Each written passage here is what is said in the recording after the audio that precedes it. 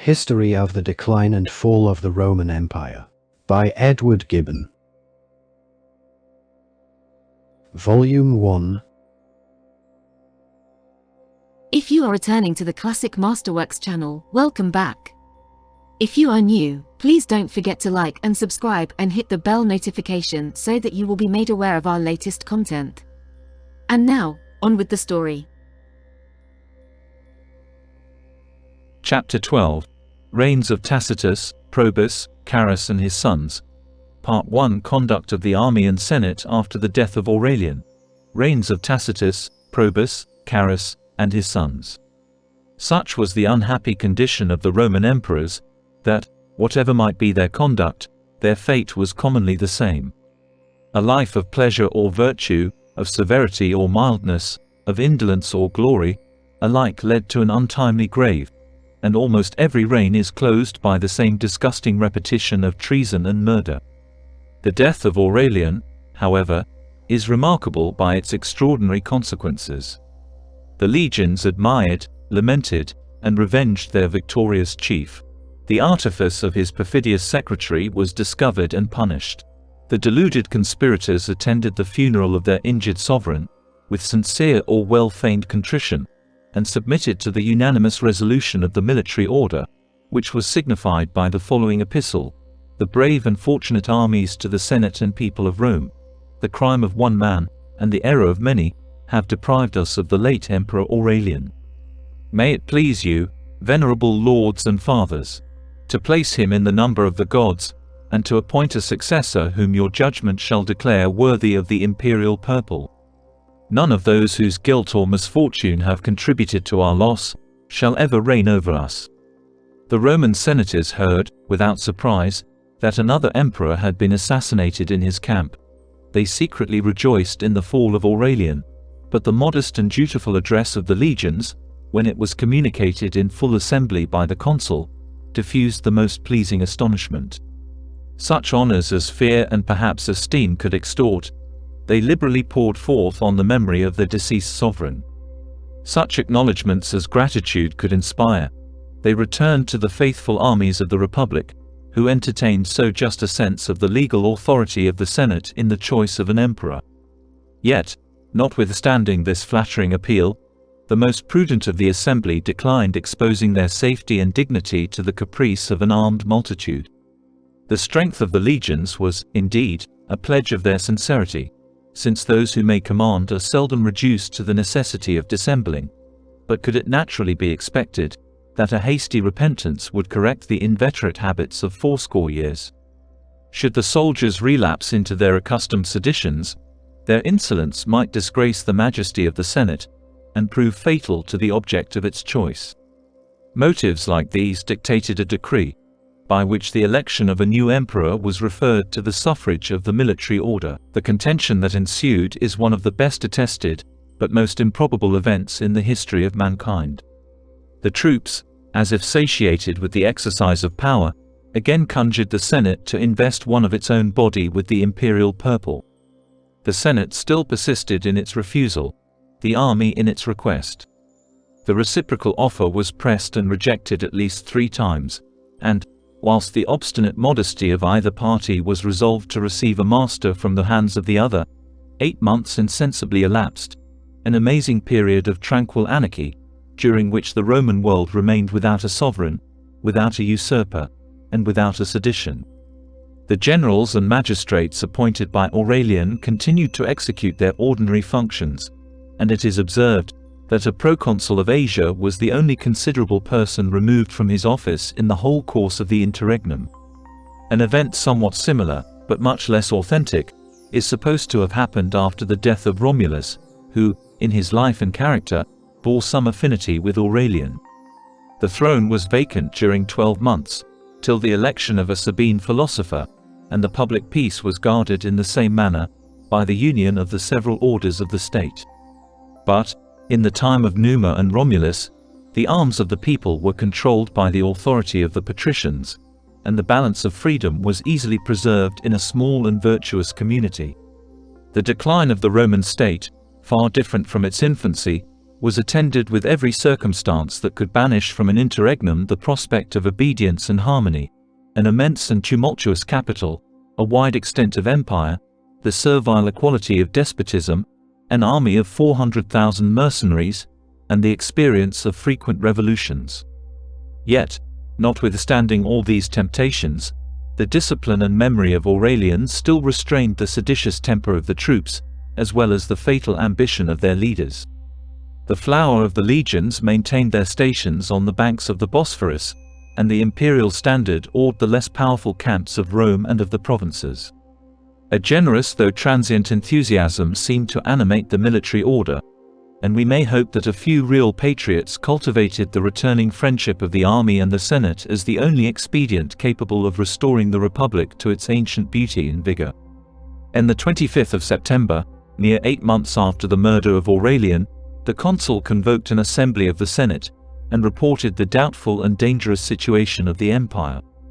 He slightly insinuated that the precarious loyalty of the soldiers depended on the chance of every hour, and of every accident, but he represented, with the most convincing eloquence, the various dangers that might attend any further delay in the choice of an emperor. Intelligence, he said, was already received, that the Germans had passed the Rhine, and occupied some of the strongest and most opulent cities of Gaul. The ambition of the Persian king kept the East in perpetual alarms. Egypt, Africa, and Illyricum were exposed to foreign and domestic arms, and the levity of Syria would prefer even a female scepter to the sanctity of the Roman laws. The consul, then addressing himself to Tacitus, the first of the senators, required his opinion on the important subject of a proper candidate for the vacant throne. If we can prefer personal merit to accidental greatness, we shall esteem the birth of Tacitus more truly noble than that of kings. He claimed his descent from the philosophic historian whose writings will instruct the last generations of mankind. The senator Tacitus was then 75 years of age. The long period of his innocent life was adorned with wealth and honors. He had twice been invested with the consular dignity, and enjoyed with elegance and sobriety his ample patrimony of between 2 and 3 millions sterling. The experience of so many princes, whom he had esteemed or endured, from the vain follies of Elagabalus to the useful rigor of Aurelian, taught him to form a just estimate of the duties, the dangers, and the temptations of their sublime station. From the assiduous study of his immortal ancestor, he derived the knowledge of the Roman constitution, and of human nature. The voice of the people had already named Tacitus as the citizen the most worthy of empire. The ungrateful rumor reached his ears, and induced him to seek the retirement of one of his villas in Campania. He had passed 2 months in the delightful privacy of Bai, when he reluctantly obeyed the summons of the consul to resume his honorable place in the Senate, and to assist the Republic with his counsels on this important occasion. He arose to speak, when from every quarter of the house, he was saluted with the names of Augustus and Emperor. Tacitus Augustus, the gods preserve thee. We choose thee for our sovereign. To thy care we entrust the Republic and the world. Accept the empire from the authority of the Senate. It is due to thy rank, to thy conduct, to thy manners. As soon as the tumult of acclamations subsided, Tacitus attempted to decline the dangerous honor, and to express his wonder that they should elect his age and infirmities to succeed the martial vigor of Aurelian. Are these limbs, conscript fathers, fitted to sustain the weight of armor, or to practice the exercises of the camp? The variety of climates, and the hardships of a military life, would soon oppress a feeble constitution, which subsists only by the most tender management. My exhausted strength scarcely enables me to discharge the duty of a senator. How insufficient would it prove to the arduous labors of war and government? Can you hope that the legions will respect a weak old man, whose days have been spent in the shade of peace and retirement? Can you desire that I should ever find reason to regret the favorable opinion of the Senate? The reluctance of Tacitus, and it might possibly be sincere, was encountered by the affectionate obstinacy of the Senate. 500 voices repeated at once, in eloquent confusion, that the greatest of the Roman princes, Numa, Trajan, Hadrian, and the Antonines, had ascended the throne in a very advanced season of life, that the mind, not the body, a sovereign, not a soldier, was the object of their choice, and that they expected from him no more than to guide by his wisdom the valor of the legions. These pressing though tumultuary instances were seconded by a more regular oration of Metius Falconius, the next on the consular bench to Tacitus himself. He reminded the assembly of the evils which Rome had endured from the vices of headstrong and capricious youths, congratulated them on the election of a virtuous and experienced senator, and, with a manly, though perhaps a selfish, freedom, exhorted Tacitus to remember the reasons of his elevation, and to seek a successor, not in his own family, but in the Republic. The speech of Falconius was enforced by a general acclamation. The emperor-elect submitted to the authority of his country, and received the voluntary homage of his equals. The judgment of the Senate was confirmed by the consent of the Roman people and of the Praetorian Guards. The administration of Tacitus was not unworthy of his life and principles. A grateful servant of the Senate, he considered that national council as the author, and himself as the subject, of the laws. He studied to heal the wounds which imperial pride, civil discord, and military violence had inflicted on the constitution, and to restore, at least, the image of the ancient republic, as it had been preserved by the policy of Augustus, and the virtues of Trajan and the Antonines. It may not be useless to recapitulate some of the most important prerogatives which the Senate appeared to have regained by the election of Tacitus. To invest one of their body, under the title of emperor, with the general command of the armies, and the government of the frontier provinces, to determine the list, or, as it was then styled, the College of Consuls.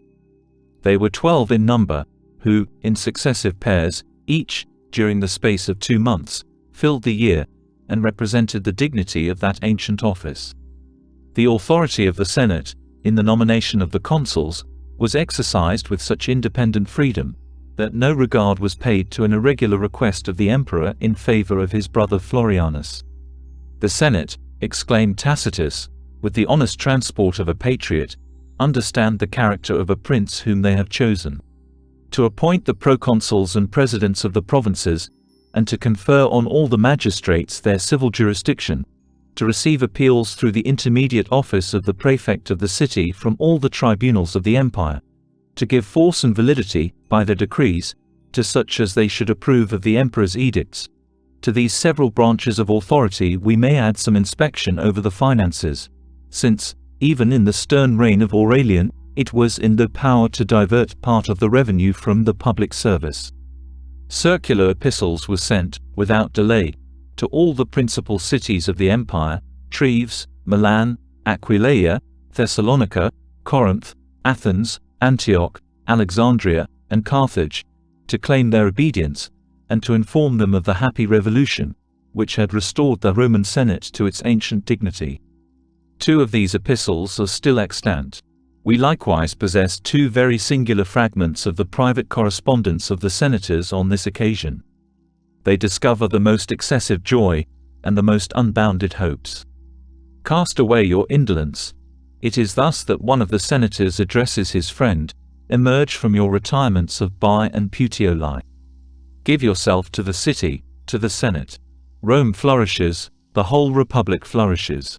Thanks to the Roman army, to an army truly Roman. At length we have recovered our just authority, the end of all our desires. We hear appeals, we appoint proconsuls, we create emperors. Perhaps too we may restrain them, to the wise a word is sufficient." These lofty expectations were, however, soon disappointed, nor, indeed, was it possible that the armies and the provinces should long obey the luxurious and unwarlike nobles of Rome. On the slightest touch, the unsupported fabric of their pride and power fell to the ground. The expiring Senate displayed a sudden luster, blazed for a moment, and was extinguished forever. All that had yet passed at Rome was no more than a theatrical representation, unless it was ratified by the more substantial power of the legions. Leaving the senators to enjoy their dream of freedom and ambition, Tacitus proceeded to the Thracian camp, and was there, by the Praetorian prefect, presented to the assembled troops, as the prince whom they themselves had demanded, and whom the Senate had bestowed. As soon as the prefect was silent, the emperor addressed himself to the soldiers with eloquence and propriety. He gratified their avarice by a liberal distribution of treasure, under the names of pay and donative. He engaged their esteem by a spirited declaration that although his age might disable him from the performance of military exploits, his counsels should never be unworthy of a Roman general, the successor of the brave Aurelian. Whilst the deceased emperor was making preparations for a second expedition into the east, he had negotiated with the Alani, a Scythian people, who pitched their tents in the neighborhood of the Lake Maeotis. Those barbarians, allured by presents and subsidies, had promised to invade Persia with a numerous body of light cavalry. They were faithful to their engagements, but when they arrived on the Roman frontier, Aurelian was already dead, the design of the Persian war was at least suspended, and the generals, who, during the interregnum, exercised a doubtful authority, were unprepared either to receive or to oppose them. Provoked by such treatment, which they considered as trifling and perfidious, the Alani had recourse to their own valor for their payment and revenge, and as they moved with the usual swiftness of Tartars, they had soon spread themselves over the provinces of Pontus, Cappadocia, Cilicia, and Galatia. The legions, who from the opposite shores of the Bosphorus could almost distinguish the flames of the cities and villages, impatiently urged their general to lead them against the invaders. The conduct of Tacitus was suitable to his age and station. He convinced the barbarians of the faith, as well as the power, of the empire.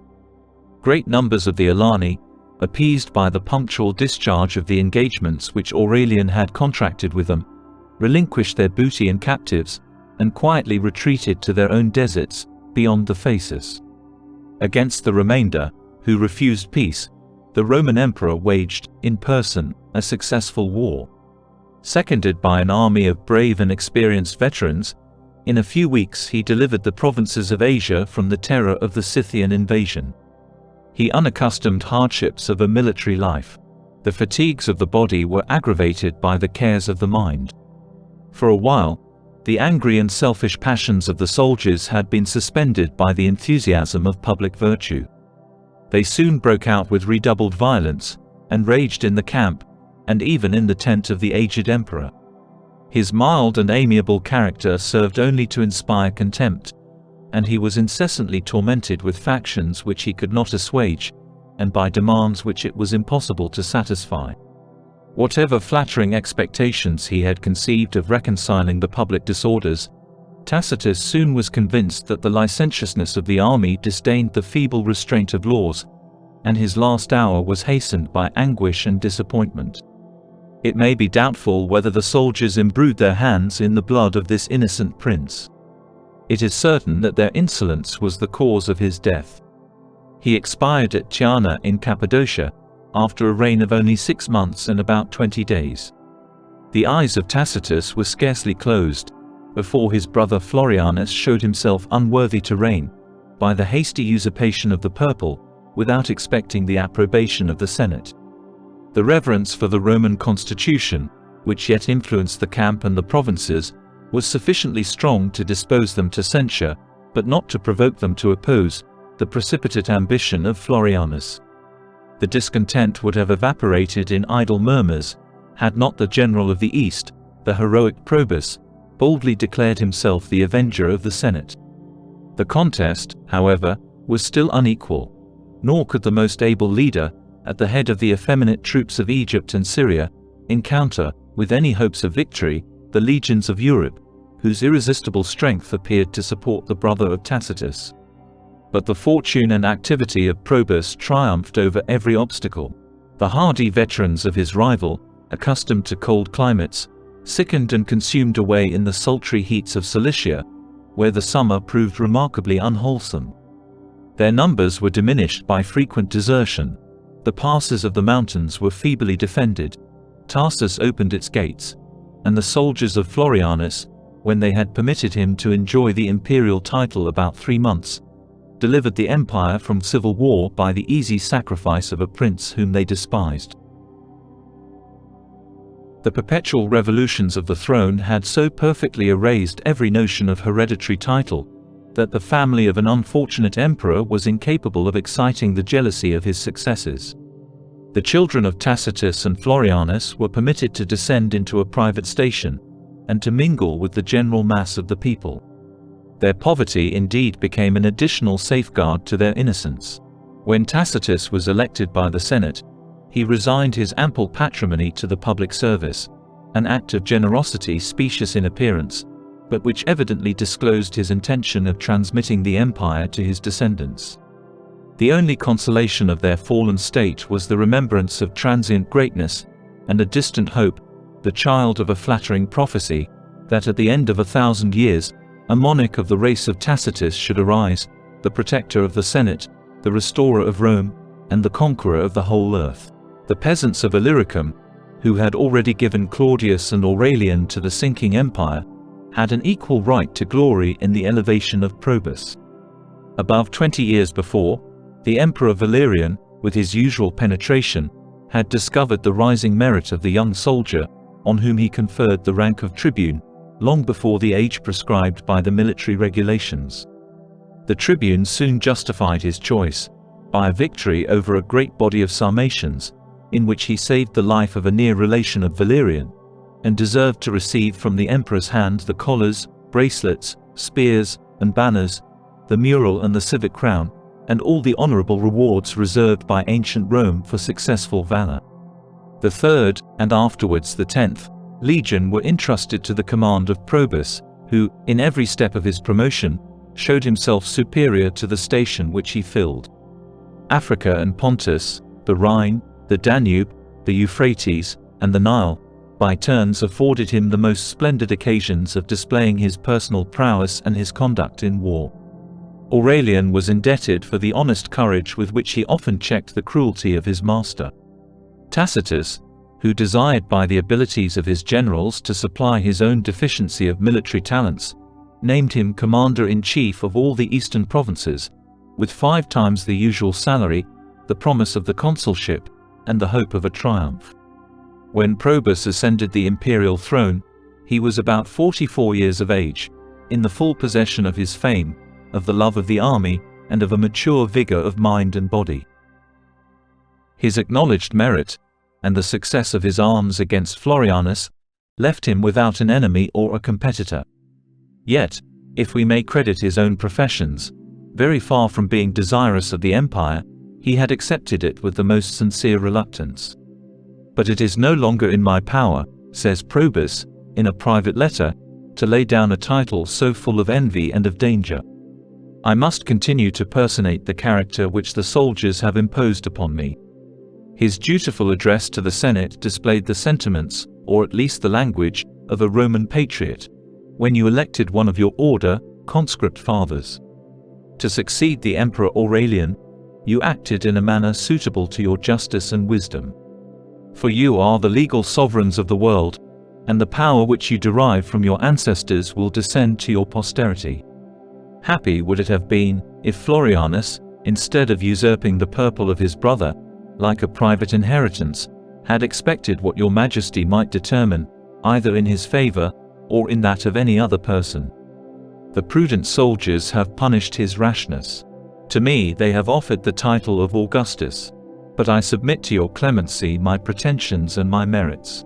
When this respectful epistle was read by the consul, the senators were unable to disguise their satisfaction, that Probus should condescend thus numbly to solicit a scepter which he already possessed.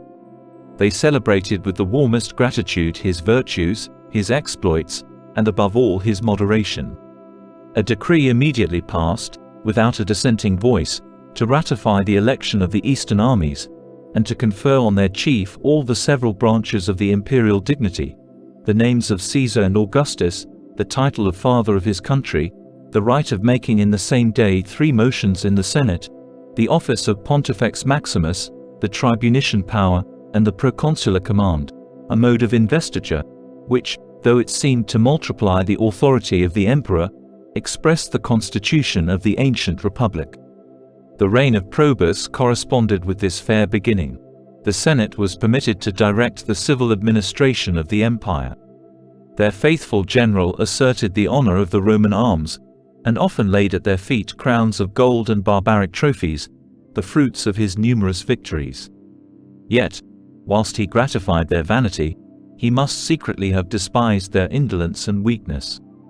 Though it was every moment in their power to repeal the disgraceful edict of Gallienus, the proud successors of the Scipios patiently acquiesced in their exclusion from all military employments. They soon experienced that those who refuse the sword must renounce the scepter. Chapter 12. Reigns of Tacitus, Probus, Carus and his sons, Part 2. The strength of Aurelian had crushed on every side the enemies of Rome. After his death they seemed to revive with an increase of fury and of numbers. They were again vanquished by the active vigor of Probus, who, in a short reign of about 6 years, equaled the fame of ancient heroes, and restored peace and order to every province of the Roman world. The dangerous frontier of Rhaetia he so firmly secured, that he left it without the suspicion of an enemy. He broke the wandering power of the Sarmatian tribes, and by the terror of his arms compelled those barbarians to relinquish their spoil. The Gothic nation courted the alliance of so warlike an emperor. He attacked the Isaurians in their mountains, besieged and took several of their strongest castles, and flattered himself that he had forever suppressed a domestic foe, whose independence so deeply wounded the majesty of the empire. The troubles excited by the usurper Firmus in the Upper Egypt had never been perfectly appeased, and the cities of Ptolemais and Coptos, fortified by the alliance of the Blemmies, still maintained an obscure rebellion. The chastisement of those cities, and of their auxiliaries the savages of the south, is said to have alarmed the court of Persia, and the great king sued in vain for the friendship of Probus. Most of the exploits which distinguished his reign were achieved by the personal valor and conduct of the emperor, insomuch that the writer of his life expresses some amazement how, in so short a time, a single man could be present in so many distant wars. The remaining actions he entrusted to the care of his lieutenants, the judicious choice of whom forms no inconsiderable part of his glory. Carus, Diocletian, Maximian, Constantius, Galerius, Asclepiodatus, Annibalanus, and a crowd of other chiefs, who afterwards ascended or supported the throne, were trained to arms in the severe school of Aurelian and Probus. But the most important service which Probus rendered to the Republic was the deliverance of Gaul, and the recovery of 70 flourishing cities oppressed by the barbarians of Germany, who, since the death of Aurelian, had ravaged that great province with impunity. Among the various multitude of those fierce invaders we may distinguish, with some degree of clearness, 3 great armies, or rather nations, successively vanquished by the valor of Probus. He drove back the Franks into their morasses, a descriptive circumstance from whence we may infer that the confederacy known by the manly appellation of Free already occupied the flat maritime country, intersected and almost overflown by the stagnating waters of the Rhine, and that several tribes of the Frisians and Batavians had acceded to their alliance. He vanquished the Burgundians, a considerable people of the Vandalic race. They had wandered in quest of booty from the banks of the Oder to those of the Seine. They esteemed themselves sufficiently fortunate to purchase, by the restitution of all their booty, the permission of an undisturbed retreat. They attempted to elude that article of the treaty. Their punishment was immediate and terrible. But of all the invaders of Gaul, the most formidable were the Lygians, a distant people, who reigned over a wide domain on the frontiers of Poland and Silesia. In the Lygian nation, the Arai held the first rank by their numbers and fierceness. The Arai, it is thus that they are described by the energy of Tacitus, study to improve by art and circumstances the innate terrors of their barbarism. Their shields are black, their bodies are painted black. They choose for the combat the darkest hour of the night. Their host advances, covered as it were with a funeral shade, nor do they often find an enemy capable of sustaining so strange and infernal an aspect. Of all our senses, the eyes are the first vanquished in battle. Yet the arms and discipline of the Romans easily discomfited these horrid phantoms. The Ligi were defeated in a general engagement, and Semno, the most renowned of their chiefs, fell alive into the hands of Probus. That prudent emperor, unwilling to reduce a brave people to despair, granted them an honorable capitulation, and permitted them to return in safety to their native country. But the losses which they suffered in the march, the battle, and the retreat broke the power of the nation, nor is the Lygian name ever repeated in the history either of Germany or of the empire. The deliverance of Gaul is reported to have cost the lives of 400,000 of the invaders, a work of labor to the Romans and of expense to the emperor, who gave a piece of gold for the head of every barbarian. But as the fame of warriors is built on the destruction of humankind, we may naturally suspect that the sanguinary account was multiplied by the avarice of the soldiers, and accepted without any very severe examination by the liberal vanity of Probus. The empire, the more daring Probus, pursued his Gallic victories, passed the Rhine, and displayed his invincible eagles on the banks of the Elbe and the Neckar.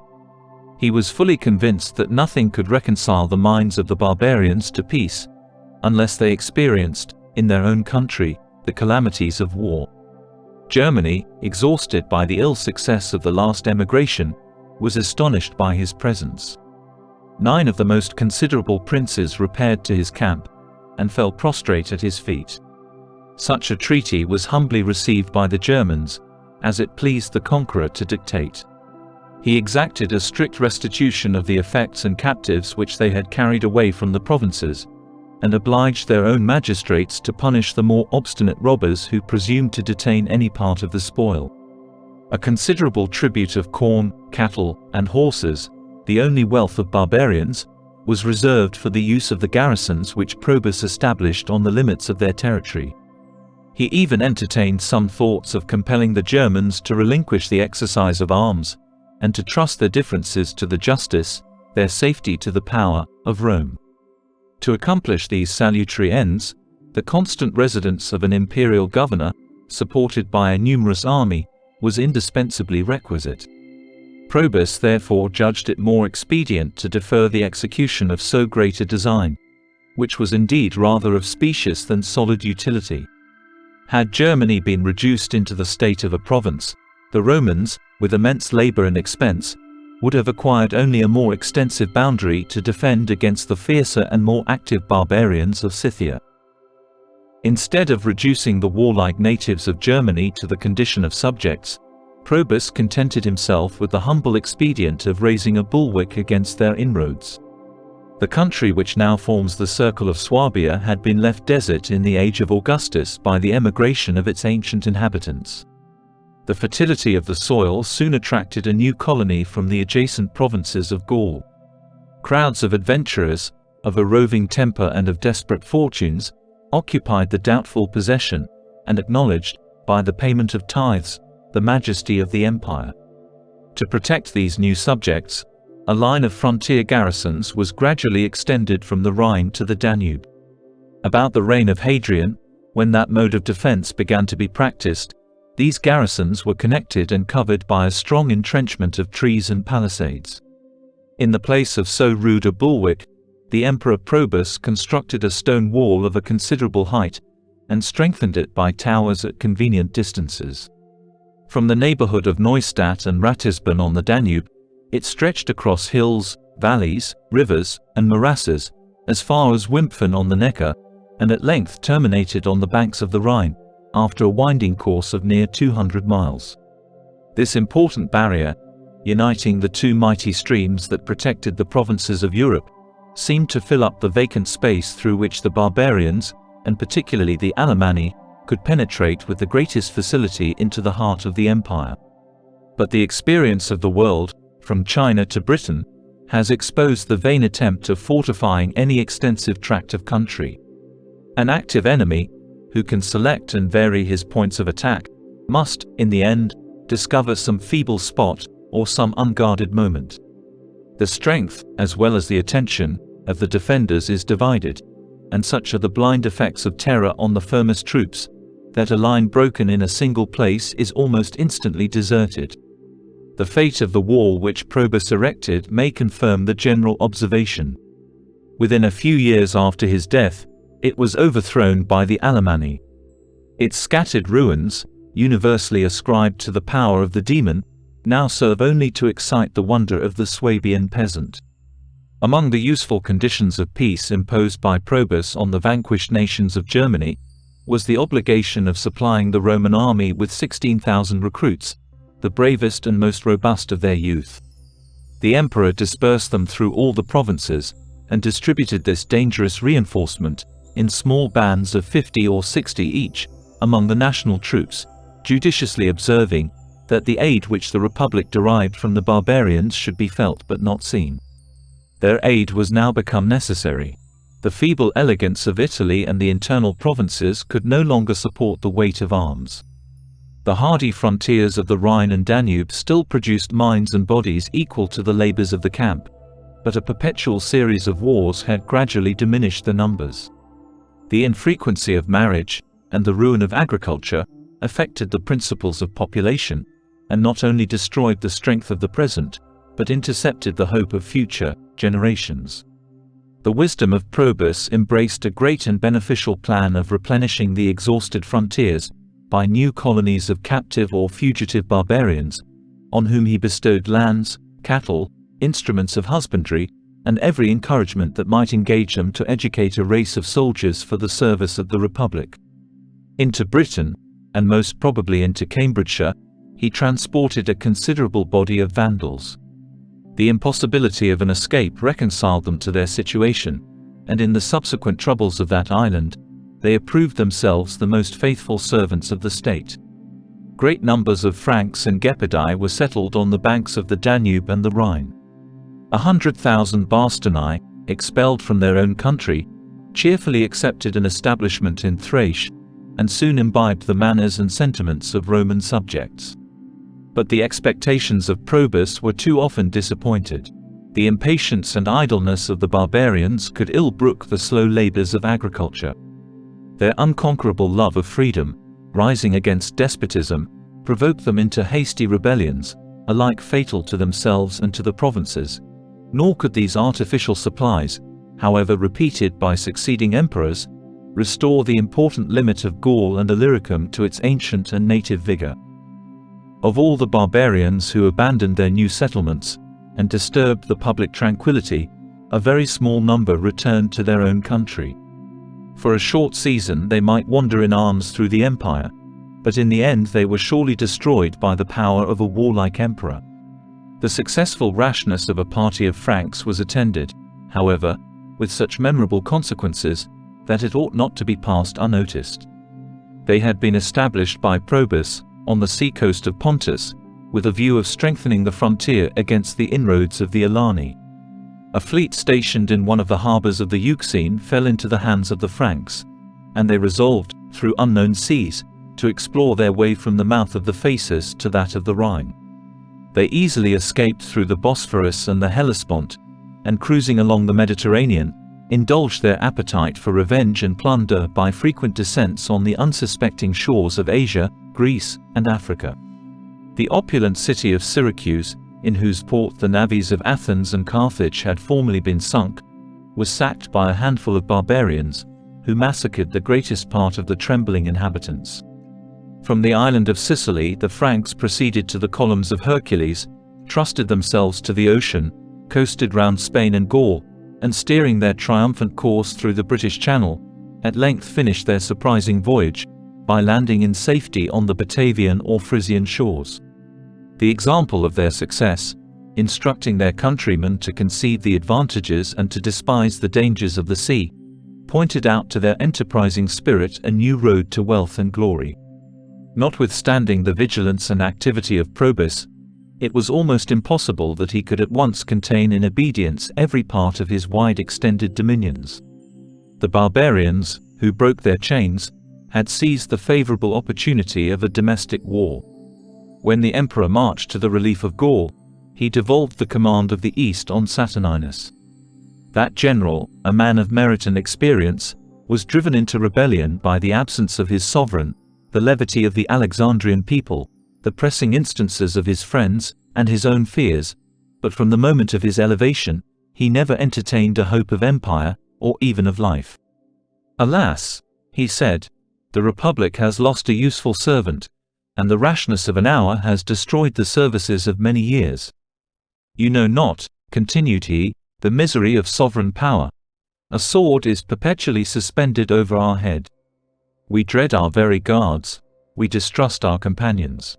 The choice of action or of repose is no longer in our disposition, nor is there any age, or character, or conduct, that can protect us from the censure of envy.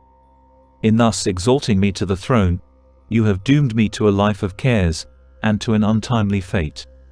The only consolation which remains is the assurance that I shall not fall alone.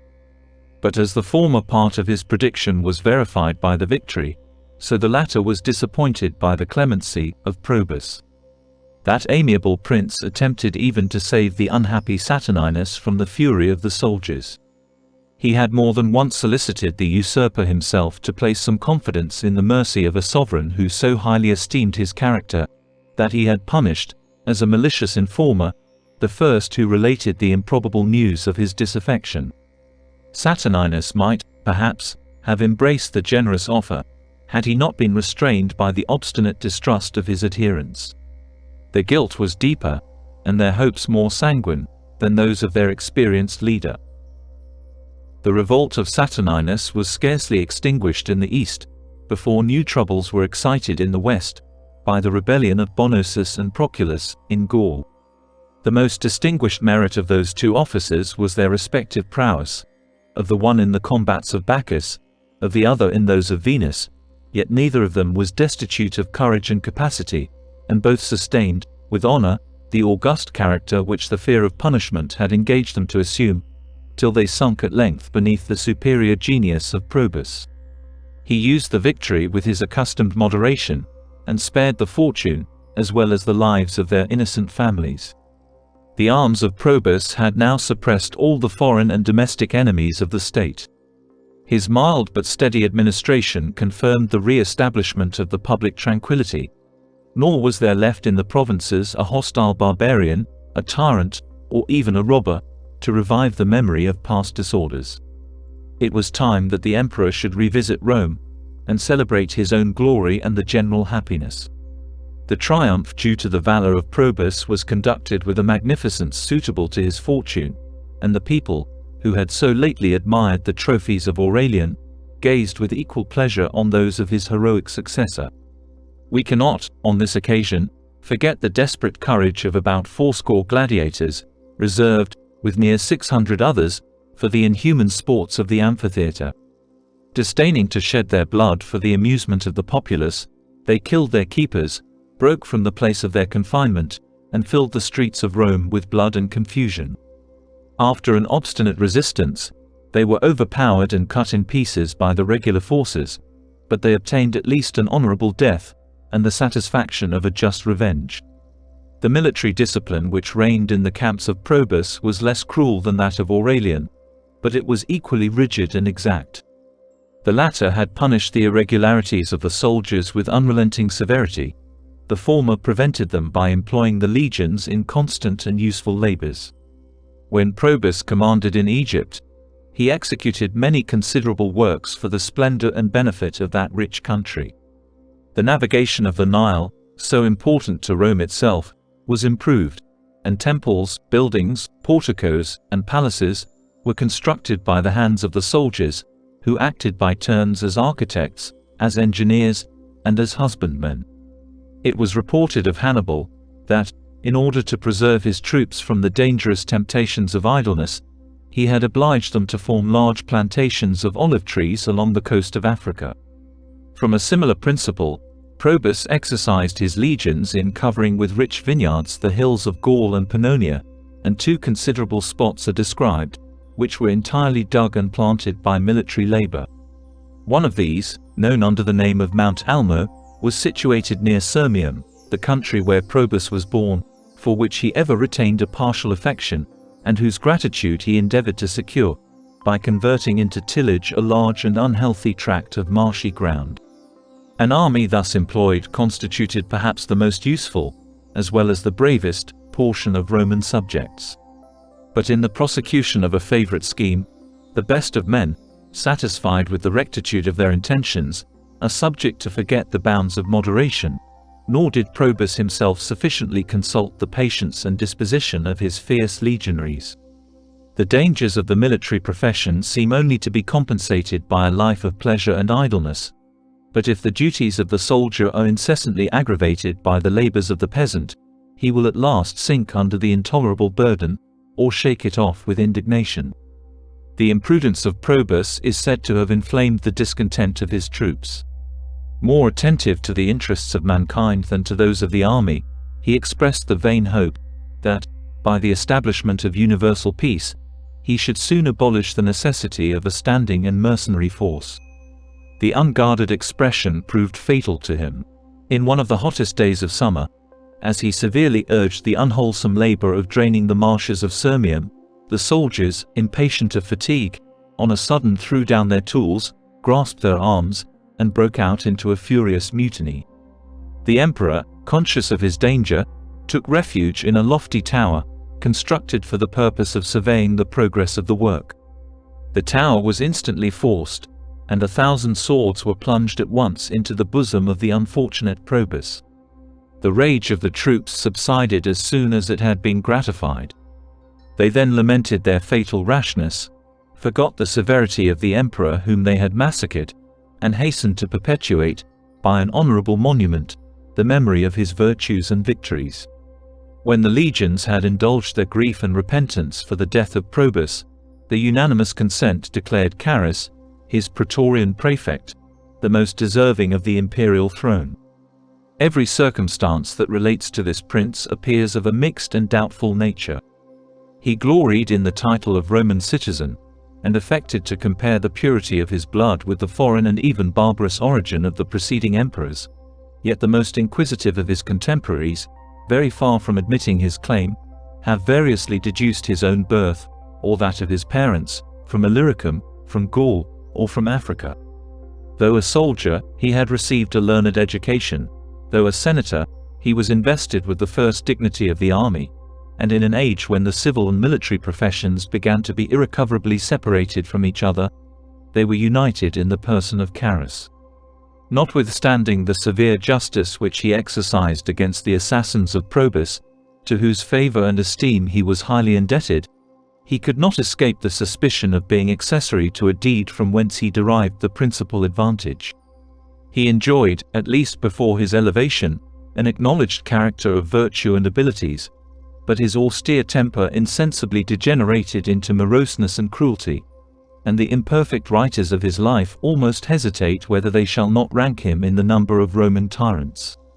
When Carus assumed the purple, he was about 60 years of age, and his 2 sons, Carinus and Numerian, had already attained the season of manhood. The authority of the Senate expired with Probus, nor was the repentance of the soldiers displayed by the same dutiful regard for the civil power, which they had testified after the unfortunate death of Aurelian. The election of Carus was decided without expecting the approbation of the Senate, and the new emperor contented himself with announcing, in a cold and stately epistle, that he had ascended the vacant throne. A behavior so very opposite to that of his amiable predecessor afforded no favorable presage of the new reign, and the Romans, deprived of power and freedom, asserted their privilege of licentious murmurs. The voice of congratulation and flattery was not, however, silent, and we may still peruse, with pleasure and contempt, an eclogue, which was composed on the accession of the Emperor Carus. 2 shepherds, avoiding the noontide heat, retire into the cave of Faunus. On a spreading beach they discover some recent characters. The rural deity had described, in prophetic verses, the felicity promised to the empire under the reign of so great a prince. Faunus hails the approach of that hero, who, receiving on his shoulders the sinking weight of the Roman world, shall extinguish war and faction, and once again restore the innocence and security of the Golden Age. It is more than probable that these elegant trifles never reached the ears of a veteran general, who, with the consent of the legions, was preparing to execute the long-suspended design of the Persian War. Before his departure for this distant expedition, Carus conferred on his 2 sons, Carinus and Numerian, the title of Caesar, and investing the former with almost an equal share of the imperial power, directed the young prince first to suppress some troubles which had arisen in Gaul, and afterwards to fix the seat of his residence at Rome, and to assume the government of the western provinces. The safety of Illyricum was confirmed by a memorable defeat of the Sarmatians. 16,000 of those barbarians remained on the field of battle, and the number of captives amounted to 20,000. The old emperor, animated with the fame and prospect of victory, pursued his march, in the midst of winter, through the countries of Thrace and Asia Minor, and at length, with his younger son, Numerian, arrived on the confines of the Persian monarchy. There, encamping on the summit of a lofty mountain, he pointed out to his troops the opulence and luxury of the enemy whom they were about to invade. The successor of Artaxerxes, Varans, or Bahram, though he had subdued the Segestans, one of the most warlike nations of Upper Asia, was alarmed at the approach of the Romans and endeavored to retard their progress by a negotiation of peace. His ambassadors entered the camp about sunset, at the time when the troops were satisfying their hunger with a frugal repast. The Persians expressed their desire of being introduced to the presence of the Roman emperor. They were at length conducted to a soldier, who was seated on the grass. A piece of stale bacon and a few hard peas composed his supper. A coarse woolen garment of purple was the only circumstance that announced his dignity. The conference was conducted with the same disregard of courtly elegance. Carus, taking off a cap which he wore to conceal his baldness, assured the ambassadors that, unless their master acknowledged the superiority of Rome, he would speedily render Persia as naked of trees as his own head was destitute of hair. Notwithstanding some traces of art and preparation, we may discover in this scene the manners of Carus, and the severe simplicity which the martial princes, who succeeded Gallienus, had already restored in the Roman camps. The ministers of the great king trembled and retired. The threats of Carus were not without effect. He ravaged Mesopotamia, cut in pieces whatever opposed his passage, made himself master of the great cities of Seleucia and Ctesiphon, which seemed to have surrendered without resistance, and carried his victorious arms beyond the Tigris. He had seized the favorable moment for an invasion. The Persian councils were distracted by domestic factions, and the greater part of their forces were detained on the frontiers of India. Rome and the East received with transport the news of such important advantages. Flattery and hope painted, in the most lively colors, the fall of Persia, the conquest of Arabia, the submission of Egypt, and a lasting deliverance from the inroads of the Scythian nations. But the reign of Carus was destined to expose the vanity of predictions.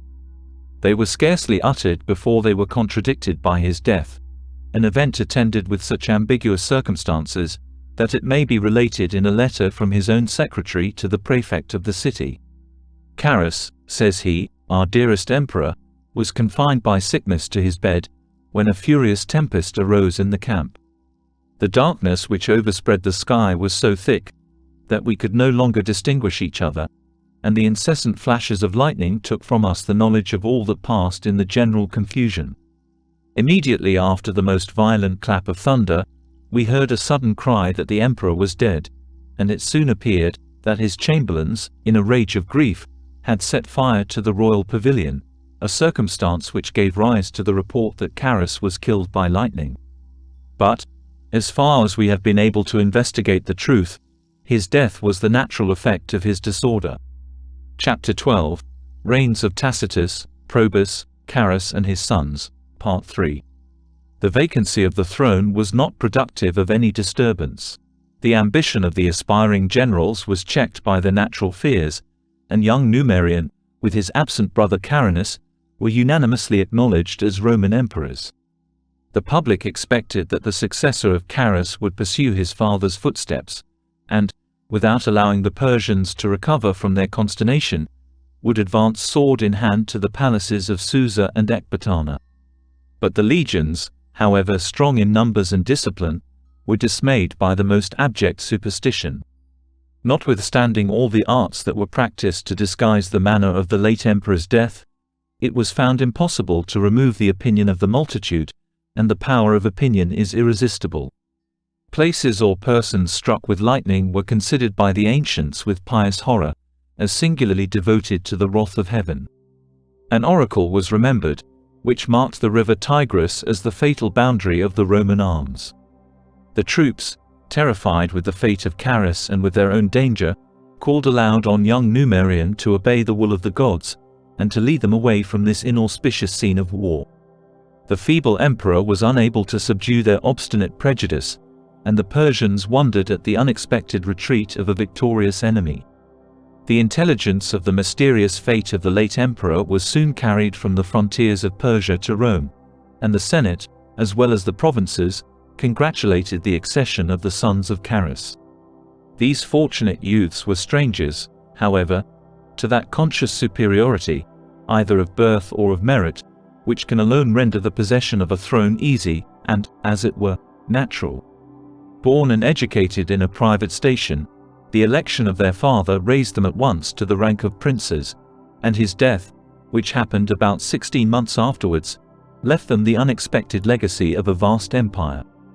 To sustain with temper this rapid elevation, an uncommon share of virtue and prudence was requisite, and Carinus, the elder of the brothers, was more than commonly deficient in those qualities.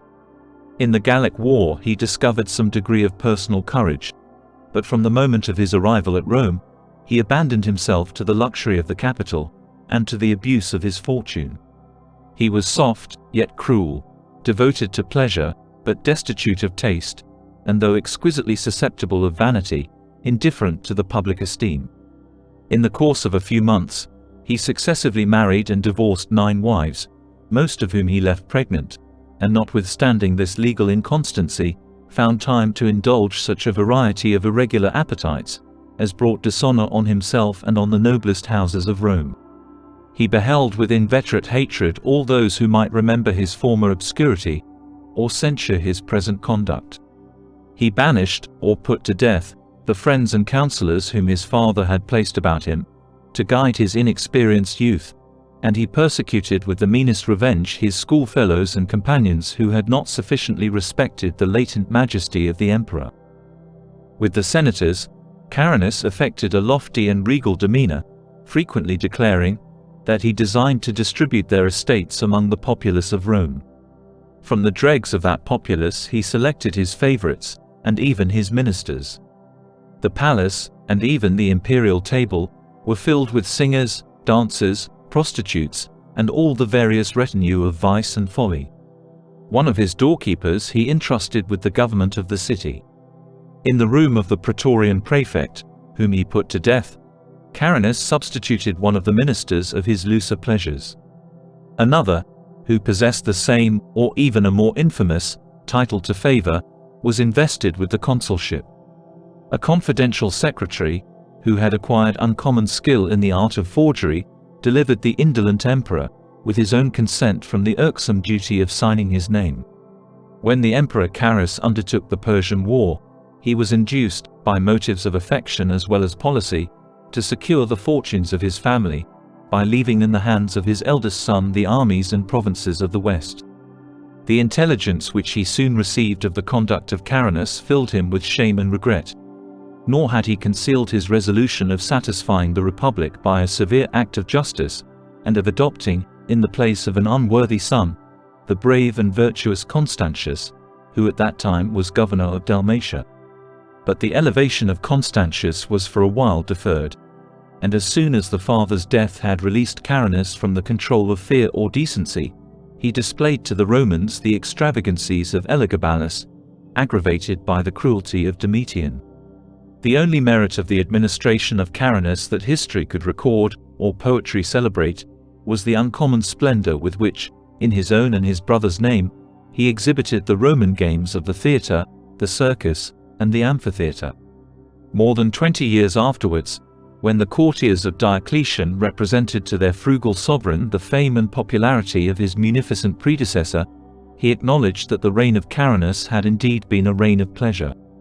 But this vain prodigality, which the prudence of Diocletian might justly despise, was enjoyed with surprise and transport by the Roman people. The oldest of the citizens, recollecting the spectacles of former days, the triumphal pomp of Probus or Aurelian, and the secular games of the Emperor Philip, acknowledged that they were all surpassed by the superior magnificence of Carinus. The spectacles of Caranus may therefore be best illustrated by the observation of some particulars, which history has condescended to relate concerning those of his predecessors. If we confine ourselves solely to the hunting of wild beasts, however we may censure the vanity of the design or the cruelty of the execution, we are obliged to confess that neither before nor since the time of the Romans so much art and expense have ever been lavished for the amusement of the people. By the order of Probus, a great quantity of large trees, torn up by the roots, were transplanted into the midst of the circus. The spacious and shady forest was immediately filled with 1,000 ostriches, 1,000 stags, 1,000 fallow deer, and 1,000 wild boars, and all this variety of game was abandoned to the riotous impetuosity of the multitude. The tragedy of the succeeding day consisted in the massacre of 100 lions, an equal number of lionesses, 200 leopards, and 300 bears. The collection prepared by the younger Gordian for his triumph, and which his successor exhibited in the secular games, was less remarkable by the number than by the singularity of the animals. 20 zebras displayed their elegant forms and variegated beauty to the eyes of the Roman people. 10 elks, and as many camelopards, the loftiest and most harmless creatures that wander over the plains of Sarmatia and Ethiopia, were contrasted with 30 African hyenas and 10 Indian tigers, the most implacable savages of the torrid zone. The unoffending strength with which nature has endowed the greater quadrupeds was admired in the rhinoceros, the hippopotamus of the Nile, and a majestic troop of 32 elephants. While the populace gazed with stupid wonder on the splendid show, the naturalist might indeed observe the figure and properties of so many different species, transported from every part of the ancient world into the amphitheatre of Rome. But this accidental benefit, which science might derive from folly, is surely insufficient to justify such a wanton abuse of the public riches. There occurs, however, a single instance in the First Punic War, in which the Senate wisely connected this amusement of the multitude with the interest of the state. A considerable number of elephants, taken in the defeat of the Carthaginian army, were driven through the circus by a few slaves, armed only with blunt javelins. The useful spectacle served to impress the Roman soldier with a just contempt for those unwieldy animals, and he no longer dreaded to encounter them in the ranks of war. The hunting or exhibition of wild beasts was conducted with a magnificence suitable to a people who styled themselves the masters of the world, nor was the edifice appropriated to that entertainment less expressive of Roman greatness. Posterity admires, and will long admire, the awful remains of the amphitheatre of Titus, which so well deserved the epithet of colossal. It was a building of an elliptic figure, 564 feet in length, and 467 in breadth, founded on 80 arches, and rising, with 4 successive orders of architecture, to the height of 140 feet. The outside of the edifice was encrusted with marble, and decorated with statues. The slopes of the vast concave, which formed the inside, were filled and surrounded with 60 or 80 rows of seats of marble likewise, covered with cushions, and capable of receiving with ease about 80,000 spectators.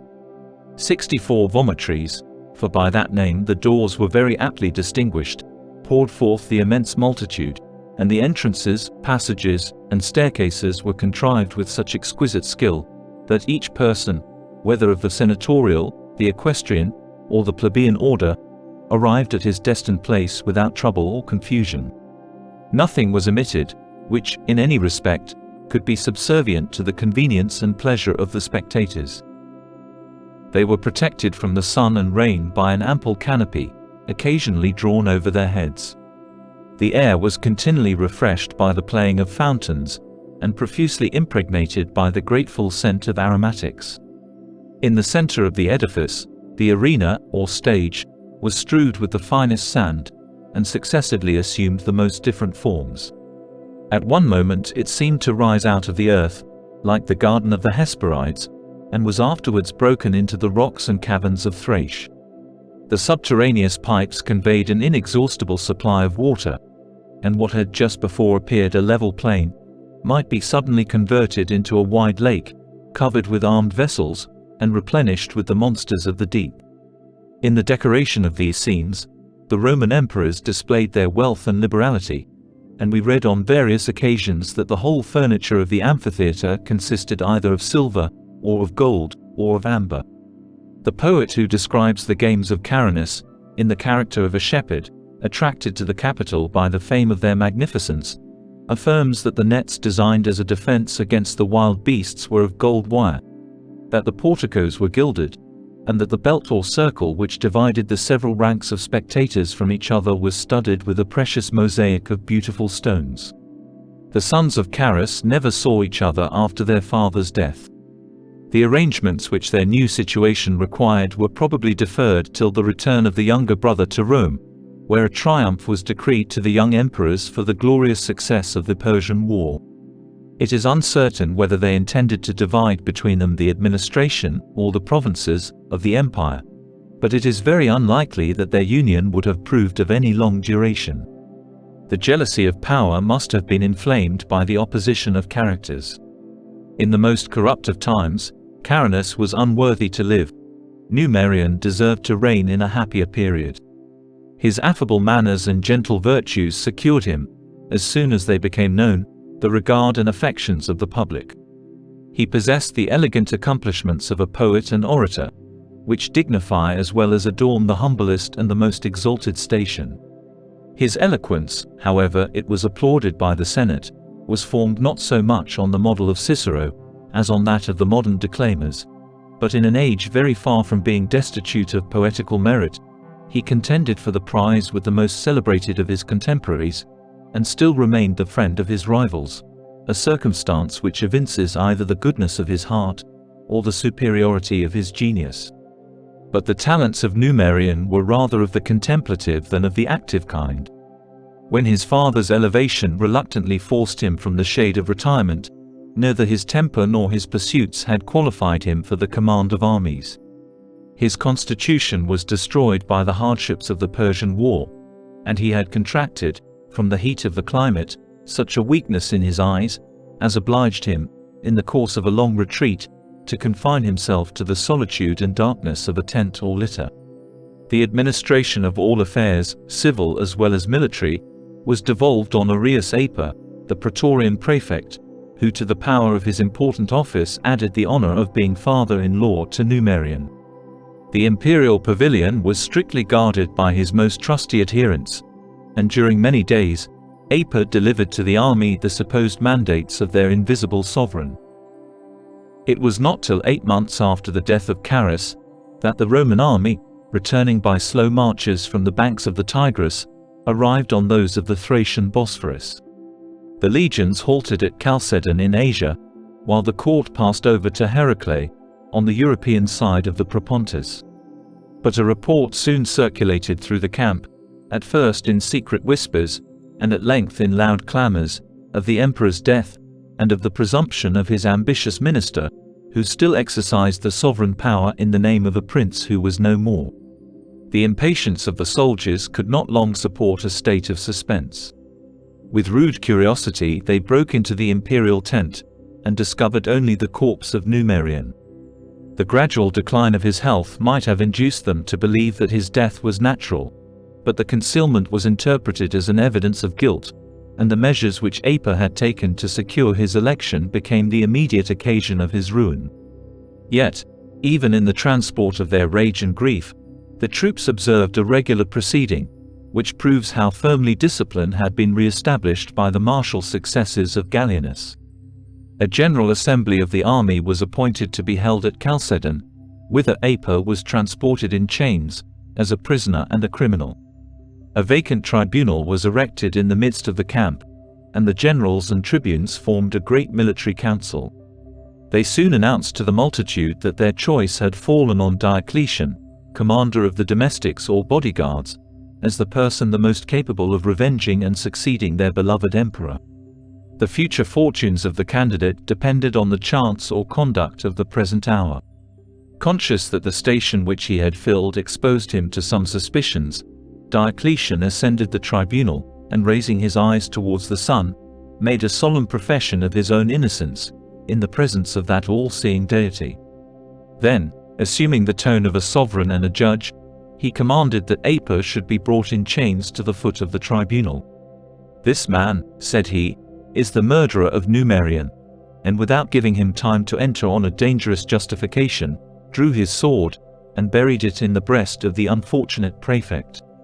A charge supported by such decisive proof was admitted without contradiction, and the legions, with repeated acclamations, acknowledged the justice and authority of the Emperor Diocletian. Before we enter upon the memorable reign of that prince, it will be proper to punish and dismiss the unworthy brother of Numerian. Caranus possessed arms and treasures sufficient to support his legal title to the empire. But his personal vices overbalanced every advantage of birth and situation. The most faithful servants of the father despised the incapacity and dreaded the cruel arrogance of the son. The hearts of the people were engaged in favor of his rival, and even the Senate was inclined to prefer a usurper to a tyrant. The arts of Diocletian inflamed the general discontent, and the winter was employed in secret intrigues and open preparations for a civil war. In the spring, the forces of the east and of the west encountered each other in the plains of Margus, a small city of Maesia, in the neighborhood of the Danube. The troops, so lately returned from the Persian War, had acquired their glory at the expense of health and numbers, nor were they in a condition to contend with the unexhausted strength of the legions of Europe. Their ranks were broken, and, for a moment, Diocletian despaired of the purple and of life. But the advantage which Caranus had obtained by the valor of his soldiers, he quickly lost by the infidelity of his officers. A tribune, whose wife he had seduced, seized the opportunity of revenge, and, by a single blow, extinguished civil discord in the blood of the adulterer.